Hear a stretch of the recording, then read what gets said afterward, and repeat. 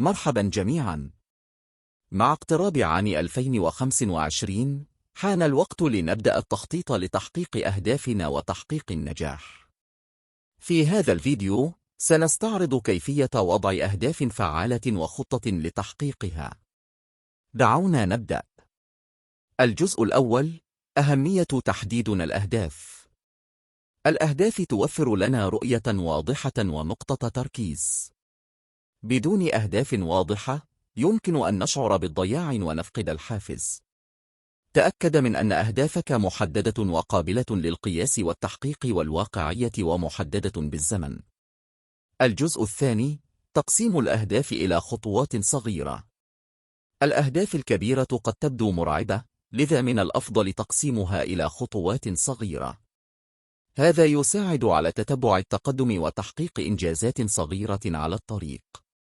استخدام قائمة المهام وتطبيقات تنظيم الوقت يمكن أن يكون مفيداً.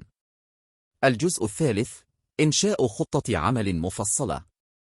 اكتب خطة تتضمن الخطوات اللازمة لتحقيق كل هدف.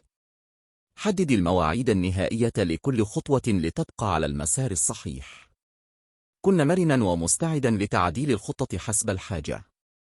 الجزء الرابع: متابعة التقدم والبقاء متحفزاً. تابع تقدمك بانتظام وتأكد من أنك تسير في الاتجاه الصحيح. احتفل بالإنجازات الصغيرة لتحافظ على التحفيز. إذا واجهت تحديات لا تستسلم. استخدمها كفرص للتعلم والنمو. الجزء الخامس: استخدام الأدوات والموارد المتاحة.